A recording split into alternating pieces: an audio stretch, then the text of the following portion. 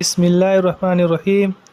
رسول اللہ صلی اللہ علیہ وسلم سے دریافت کیا گیا کہ کون سا عمل سب سے افضل ہے؟ فرمایا اللہ اس کے رسول پر ایمان لانا۔ کہا گیا اس کے بعد کون سا؟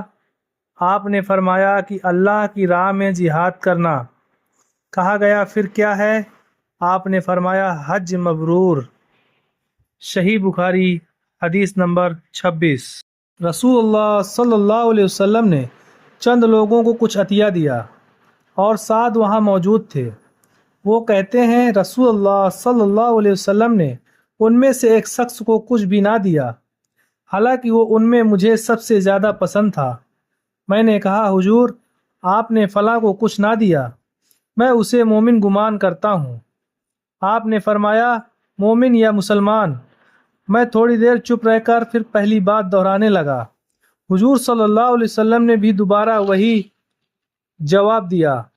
پھر آپ نے فرمایا اے سعد، باوجود یہ کہ ایک شخص مجھے زیادہ عزیز ہے، پھر بھی میں اسے نظر انداز کر کے کسی اور دوسرے کو اس خوف کی وجہ سے یہ مال دیتا ہوں کہ وہ اپنی کمزوری کی وجہ سے اسلام سے پھر جائے اور اللہ اسے آگ میں اوندھا ڈال دے۔